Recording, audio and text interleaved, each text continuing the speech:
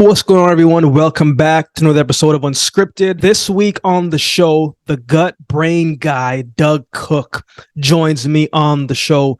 Doug is a dietitian who has over 21 years of experience as a frontline clinician. Try say clinician 10 times fast, right? He's the co-author and co-contributing author to 10 different books. He's currently a doctor at St. Joseph's Health Center, one of the top medical centers in the world. He spent years working in the Center of Addiction and Mental Health Department at St. Michael's Hospital. He's got a podcast entitled The Pursuit of Health, where he talks about all things nutrition and health without the dogma. Had a very interesting and informative conversation with Doug. I've always taken my nutrition very seriously since I was in high school, but there are always so much things that can be confusing and a lot of things that I don't know about and still learning about, especially in the health and the medical space. We get into a lot of different topics and discussion. We talk about how he got started in the health field. We talk about why Canada is going to be a lot tougher to get supplements in the near future. We talk about the main supplements we should be taking and what most people don't get enough of, right? We talk about his experience working at the Center of Addiction and Mental Health and what he's learned there. We talk about the biggest myths when it comes to nutrition. We talk about the best way to detox your body. We talk about the impact of alcohol on the body. And we talk about the best way to age backwards and the age your body internally starts to slow down, which is very interesting. We also talk about the number one thing you need to do if you want to have a healthy and long life, and so much more. Doug shared a lot of information in this episode, and I think if you're trying to work on your health, your nutrition, and make adjustments in your life from a small scale, right? It can be very tricky out there navigating through all of the information out there on the internet. What's true, what's not true. I think in this episode, you will have enough information to at least get started and to eliminate some things and to adjust some things. And if you already have a good nutritional track record, there are some things that we could do that will help bring that to a new level. This is an episode that I believe you will truly enjoy. But before we get into the episode, I need you to do me a favor. Head over to Apple Podcasts and leave a rating and review of the show. Let me know your thoughts on the episode. Let me know what your thoughts are on the show and what you've been getting from it. I want to continue to improve the show and to grow the show and continue to have these conversations on a bigger scale. And just by leaving a rating and review, man, it really does help a whole lot. If you're listening on Spotify, right, there's a section where you can leave a rating. If you could do that, that would be greatly appreciated as well. If you prefer watching your podcast on YouTube, the visual form, then you can check it out on our new YouTube channel. We had to create a new channel. So over there, we have YouTube shorts, we have segments, and of course, we have the full episode of the podcast and more visual content that we'll continue to upload over there. Right. So don't forget to hit that subscribe button. If you are over there, share it with a friend. And as we try to grow the visual episode over there, it would be greatly appreciated if you can subscribe over there as well. Thank you all so much. So with all that being said, let's get into this week's episode with Doug Cook. Well, Doug, man, thank you so much for jumping on, man. I want to be respectful of your time. I know you have a lot going on. And, I'm a nutrition minor, so I have a lot of nutrition things that I would love to hear your thoughts about. But I start season 4 the same, and I like to start everything with gratitude. It's how I start my day, how I finish my day, man. So give me 3 things you're grateful for today. Can be anything, I guess. Anything. I'm grateful to be in the position that I currently am, where I can reduce my hours at the hospital to pursue things that I'm passionate about. That's kind of a long one. I'm super grateful for my spinning studio. I just came from a spinning class because I love exercise. Yes, sir. And for now, I'm very grateful that Canadians have access to affordable, safe, and with a wide variety of natural health products, as they're called here, or supplements. But unfortunately, that's under threat, and it's going to probably change. But for now, I'm very grateful. Talk to me a little bit about that, Doug. What do you mean under threat? What do you mean by that? Well, we're a little different here. You have a system in the US where it's the market dictates itself. So people can make vitamins and minerals and supplements. And if there's a problem, aka like dangerous reaction, then that report is reported. Canada has had a regulated system since 2004. And right now, they are going to make it pretty burdensome on producers to just like, to have a facility. You have to have like tens of thousands of dollars to open. Yeah. To have annual inspections, it's going to cost tens of thousands. To submit a new formula, if you want to revamp something, it's thousands of dollars. So they're estimating 50 to 75% of the products on the market might vanish because people can't afford those fees. So we'll see. But for now, I'm very grateful for that freedom to pursue safe and evidence-based ways to support my health that it's mind-boggling why it's suddenly being threatened. Well, man, thanks for sharing that. I had no idea about that. That's crazy, man. Well, we need the U.S. to like be the beacon of freedom, and because the U.S. it might be trickling down there because it's in the name of world trade, like harmonizing trade and products around the world. Some people call it globalization, but yeah.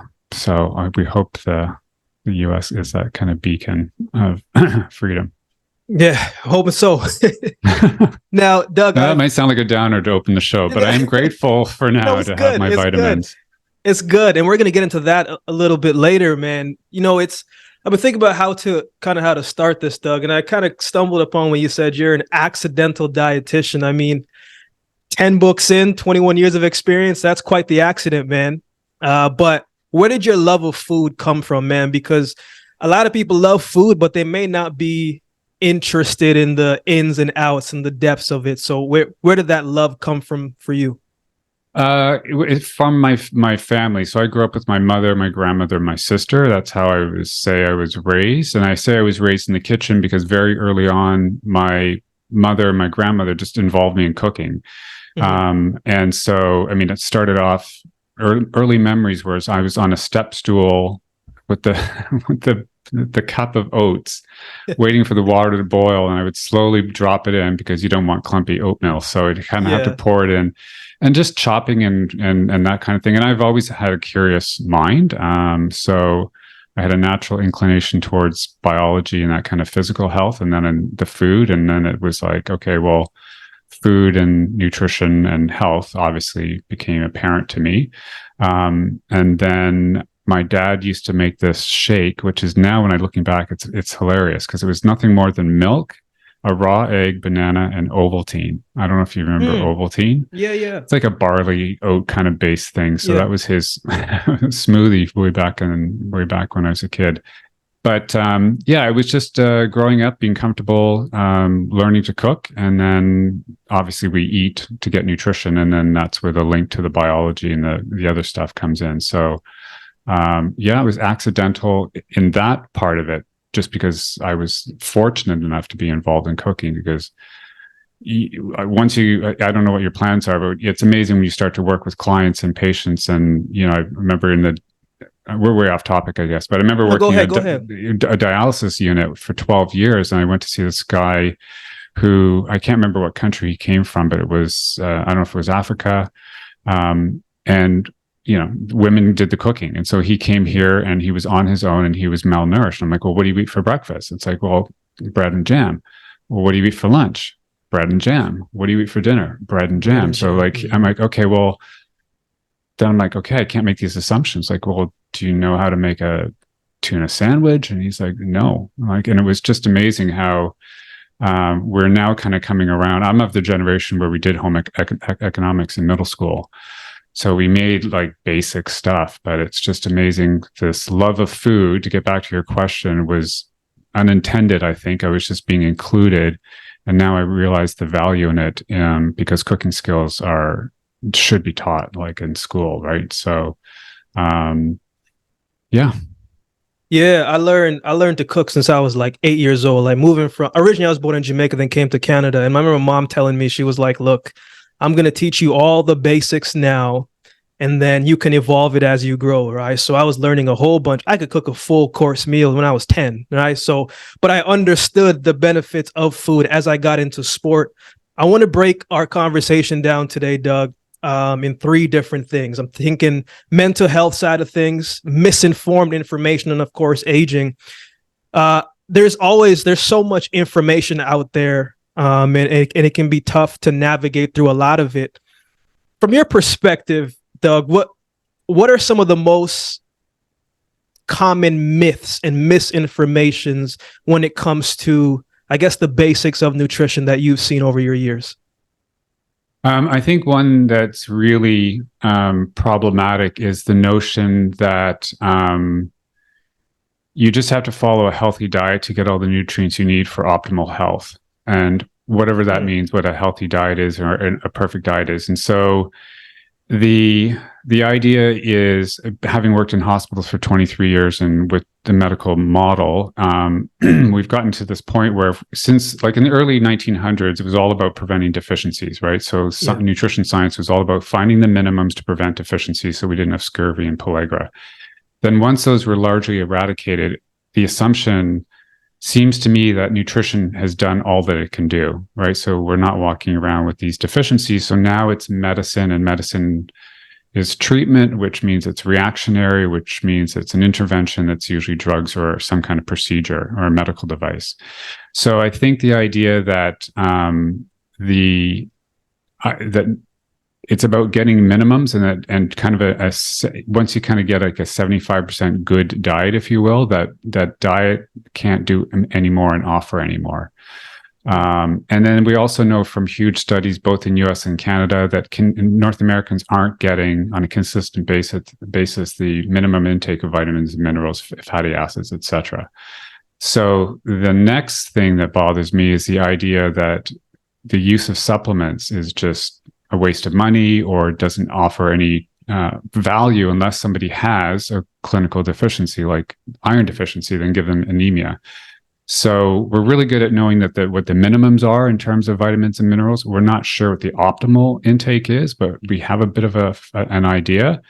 But the idea that getting more than just what's recommended can't offer anything, I think, is now changing, especially when we think about the research in nutrigenomics and nutrigenetics, that we can overcome these multiple gene mutations by getting more of specific vitamins and minerals, which then gets into the hallmarks of aging, which is kind of a branching off. But I think that's the biggest disservice that we've done, that we think that, a general healthy diet is all that's required, and then the next step is some kind of medical procedure or intervention.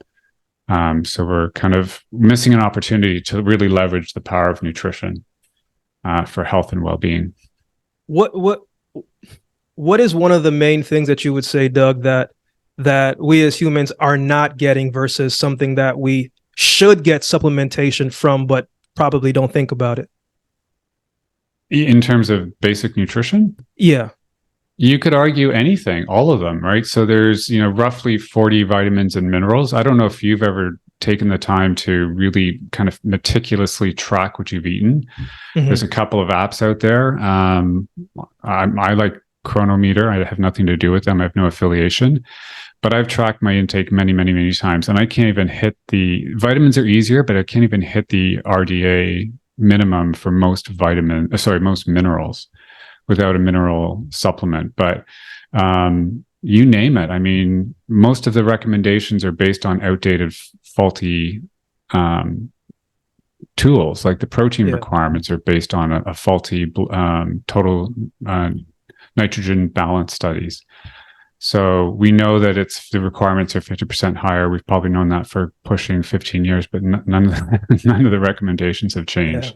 Yeah, so I would say pretty much take your pick, and then just, you're probably bang on for some segment of the population. Pick your vitamin, pick your mineral, pick your essential fatty acid or protein. if I'm an active person, Doug, and I'm consistently working out, let's say, three, 4 times a week, what would you advise for someone who is doing that, who's active, eating all the right things, they're watering, getting their fruits in? What would you advise for them to take in addition to what they've already been doing?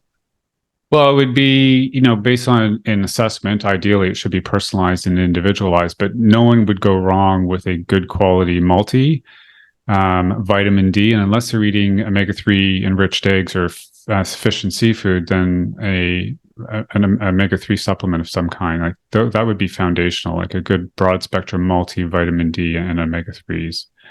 And the funny thing about exercising, if I can, kind of extend that, is yes, of course, just because people are eating more calories doesn't mean those calories are necessarily nutritious, in the sense that they got all the things that people need to exercise. Because it's really hard, if you're an athlete or you're involved in activity that way, it's hard to get the calories in if you're eating whole food. That's why people will use things like Gatorade or these sports drinks and carbohydrates replacement, because it's just easier to otherwise you're consuming huge volumes of food, right? And then those don't necessarily have all the vitamins and minerals that we were looking for. So we would think that if you're eating 4,000 or 5,000 calories, you're going to bring in more vitamins and minerals. You are, to an extent, but then some of those calories could be pure carbohydrate, which is great for recovery, but not necessarily getting all the vitamins and minerals. Yeah. Now let's shift a little bit to the mental health side apart, man. I understand you work at a center of addiction center in a medical detox unit, man. Can you share a little bit about that experience and what you were kind of seeing? Yeah, so I work at, I'm not wearing the hat today, just for listeners know that I'm not speaking on their behalf. But yeah, I work at the Center for Addiction and Mental Health, which is Canada's largest mental health teaching hospital. So the first part of my career, I worked in addictions, which included the medical detox unit. So now I see a little bit of everything. So yeah, it's been a great experience in terms of my learning curve and appreciating the role of nutrition on brain and mental health. It doesn't play out the way it should in hospital settings, just because there's no money. So hospitals don't get a lot of money for food.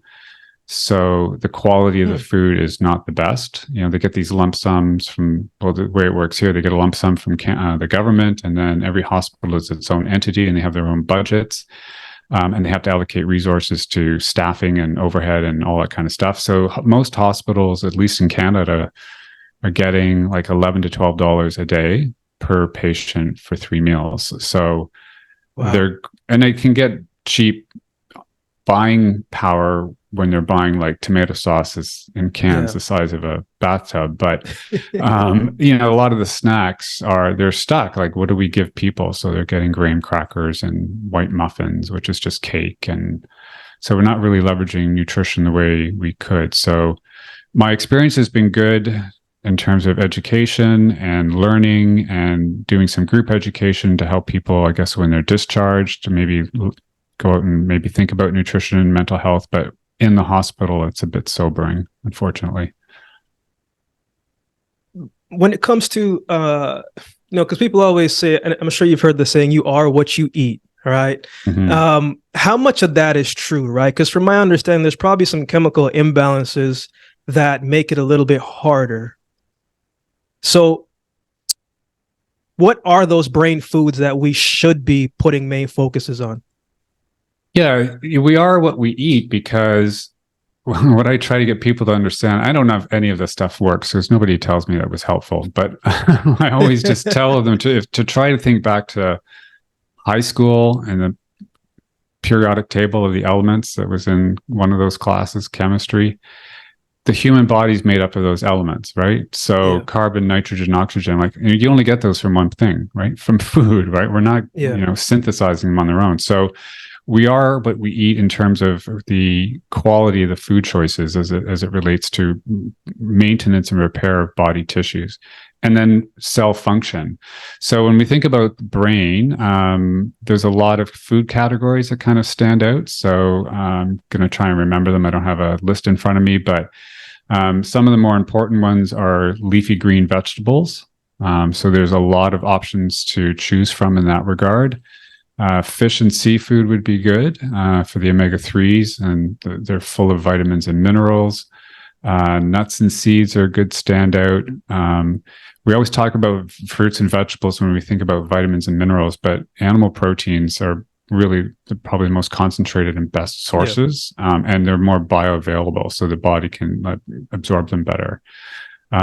So fish, soy, and egg is pretty good because it's got a unique compound called choline, which is really important for the brain.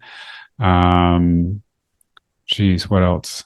Any fruit or vegetable, nuts and seeds, these are all really, really good. Yeah.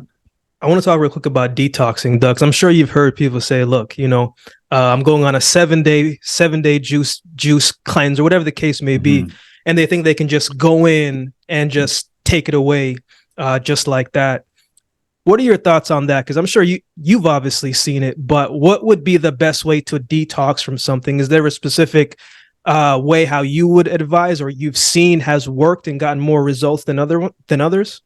So the way I kind of position it to people is, if you look at the kind of pop culture concept of detox, they talk about almost like a plugged toilet analogy, right? So you're walking around where a cesspool or like a backed up toilet, and the only way to kind of get rid of that is to flush it out. So you do the purges and all that kind of thing.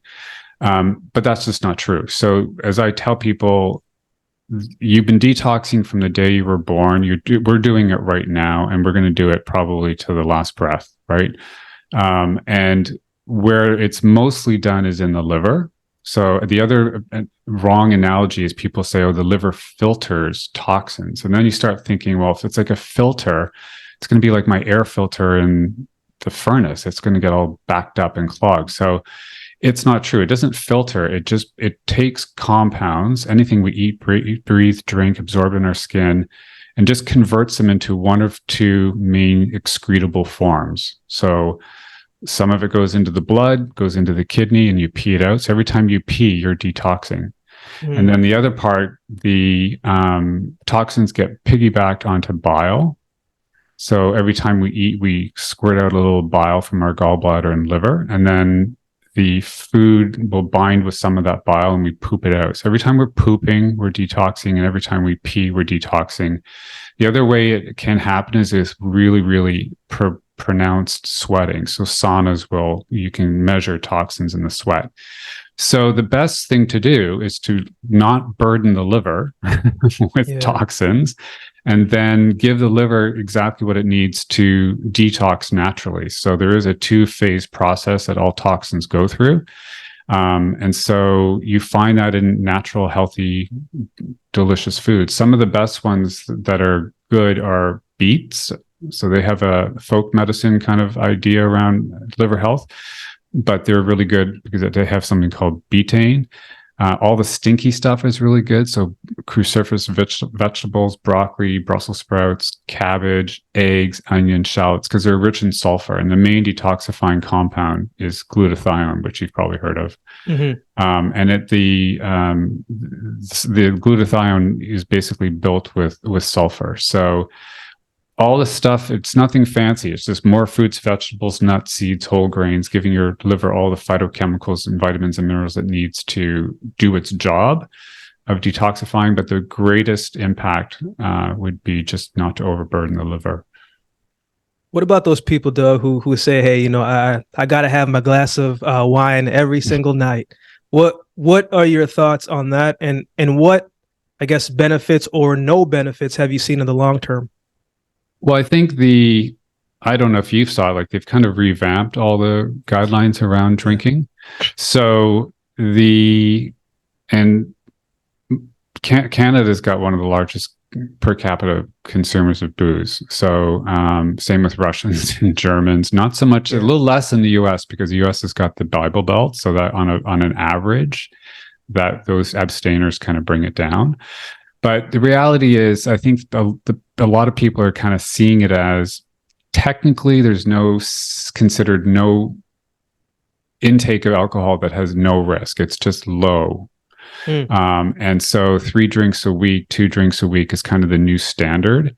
Because it is, it's considered a toxin because it does have to be converted into some kind of compound to excrete. So we don't have a hard number. We just know it's not the best for the brain. It's not best for the liver. So, but when you put it into the big picture, it's probably like a few drinks is not going to be an issue. And no one likes hearing that. And I even get a little uncomfortable saying that the least booze possible is best.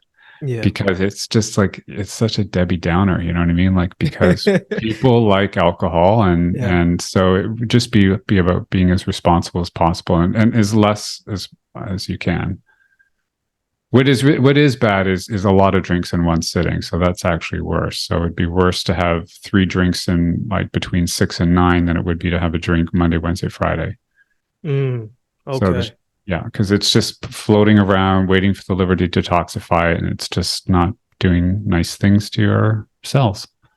So that's very interesting.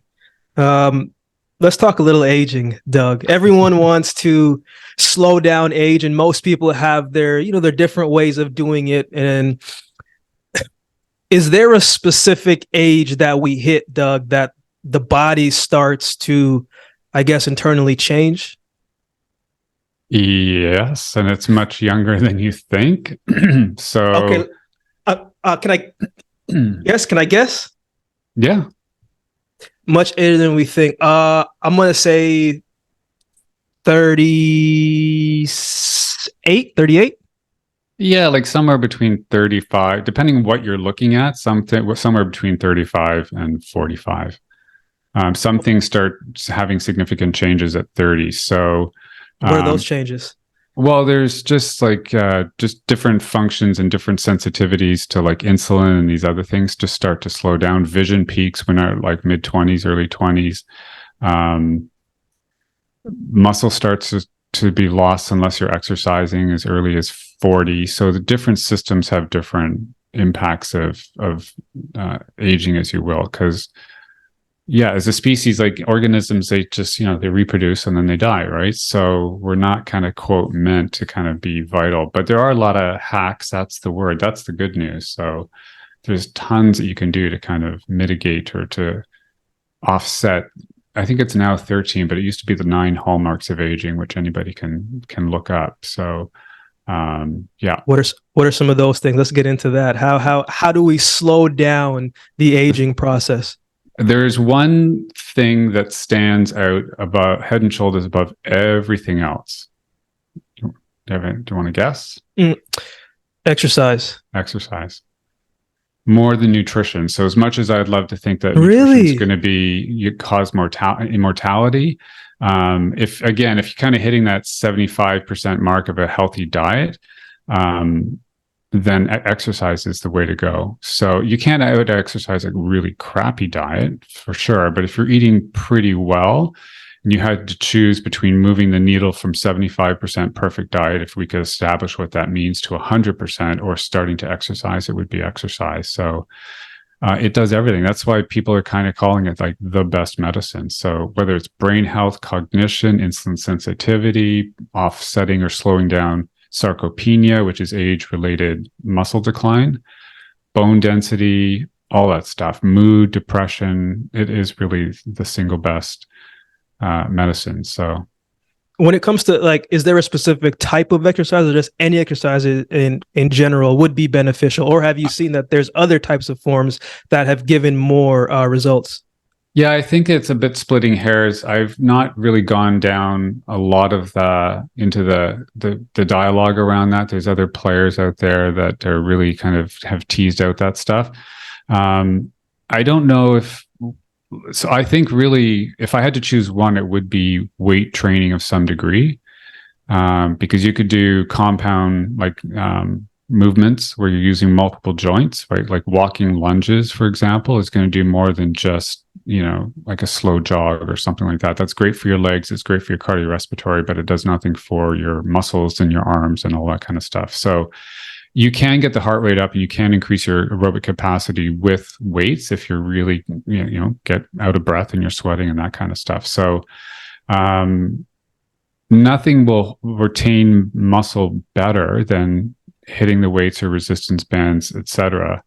But if it's swimming is somebody's thing, then swimming would be better than nothing. You know what I mean? So walking or anything like that is a good place to start. But if it's in a perfect world, you have a little bit of everything: stretching, strength training, and then something that's cardiorespiratory that gets you out of breath, right? So over the years, Doug, I mean, I'm sure you've had a bunch of clients from different ages, ranges.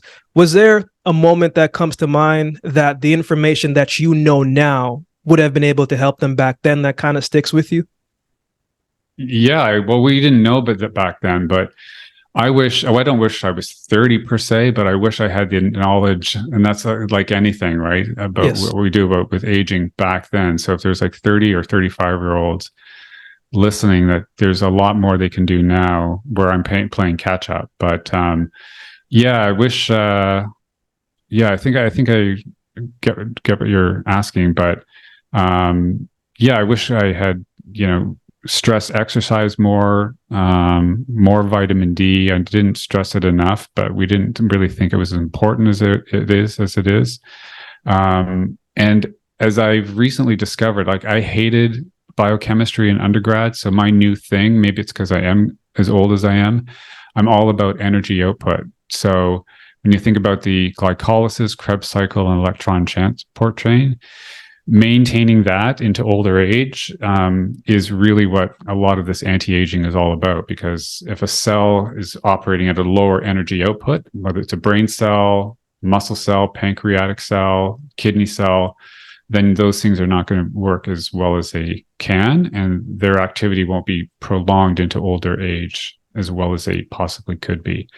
So I would talk more about the mitochondria than just focusing on fiber and sodium and saturated fat. Like, oh my God. As we get older, Doug, certain foods, I think I would say, affect us a little bit more, and we're told to limit our sugars and things of that nature. I'm a carrot cake man, Doug. I like my carrot cake. Now I'm disciplined in that sense, but I do like it. Are there certain things that affect us more the older that we get? Like, is it harder to, shed that couple pounds, or is it easier? Like, what is there? What are your thoughts as we get older about how our body handles sugars and those type of foods? Yeah, so there's one of the hallmarks of aging is what's referred to as decreased nutrient sensing. So it's the ability of the body to respond to these things like carbohydrates and fats and proteins, and then knowing what to do with it because they're not using the hormones like insulin and other things as efficiently. So for sure, it becomes like, I can't quantify it or qualify it, but for sure, those types of indulgences, if you will kind of be harder for the body to manage and process and deal with than when we're younger, which is why exercise is super important. Because one of the best ways to slow down the decline in insulin sensitivity and resist the increase in insulin resistance, which kind of oversees all of the stuff that we're talking about, is exercise. So and for older people, it's not lifting soup cans in the nursing home. Like, if the goal is to lift a soup can, like, go for it. But like, there's a myth that a frail older person cannot lift heavier weights, and then the body responds. So I guess kind of getting off topic, but the answer is yes, we do process things different. It takes a little longer, but again, the best medicine would be exercise. I have two more questions for you, Doug. The second to last one is, obviously you've been able to see a lot of different changes throughout the world when it comes to information and newfound research. What are some of those changes that that you've made in your life from a personal standpoint that you've seen some health benefits from? So in the last, I would say 2 to 3 years, I've really gotten on to this whole longevity anti-aging movement. And so specifically looking at elevating and maintaining two things, coenzyme Q10, that I use a very specific supplement for, but also maintaining NAD levels. I don't know if you've come across this whole thing with NAD. So NAD is where it's at, as they say. So taking steps to improve my level of NAD that's closer to what it would have been when I was around 20 has made, for sure, huge benefits. And the way I measure it and notice it is in my exercise. So when I made those changes, for years, I've had this kind of measurable, kind of static. I'm not making any more of an effort, but the effort I'm putting in, it's coming back. So those two are the main ones, maintaining good, basically mitochondrial function. And if someone doesn't want to take all the supplements, the best way to maintain NAD is with exercise. So that's why a lot of times people who exercise do better as they're older, in part because of its role on NAD in the cell. But some fine tuning and some nuanced supplements, which is why I'm a bit nervous about what might come with the marketplace and the accessibility. Because there are some active players, I'm not going to get into it, who are trying to remove a lot of these things from the market. So we're living in crazy times. Last question I got for you, Doug. If there was one key information to sum up all the work that you've done so far that you would want the world to know, what would that one key information be? That's tough. I'm not sure.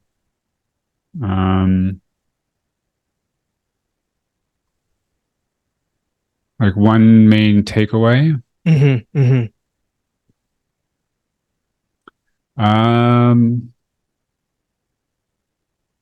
know I put you on the spot. I put you on the spot right there. Yeah, I'm trying to conceptualize it or to put it into words without it being a long paragraph. But I would think I would want people to realize that health and wellness, in the broadest sense of the word, is more in their control than they realize, and that I wouldn't want people to kind of be, the expression is, rest on their laurels, thinking that what they're currently doing is good enough and that they couldn't be doing more. So I think that kind of goes back to the idea that nutrition and exercise, there's a lot more room to improve it. And it's going to be well worth it in terms of the return on the investment. Yeah. Doug, thank you so much for your time, man. There's a lot of information shared here that I'm sure a lot of people will get something from. What's the best way for people to, if they want to work with you or to follow up with your work? Is it the website? Just let me know. Yeah, the website's good. DougCookRD.com, and Instagram. I'm most active on Instagram. Okay. Yeah. Well, Doug, thank you so much, man. I really appreciate it. I could probably ask you about another 50 more questions, but maybe another date, man. Thank you so much for your time. My pleasure. Thanks. Take care, Doug.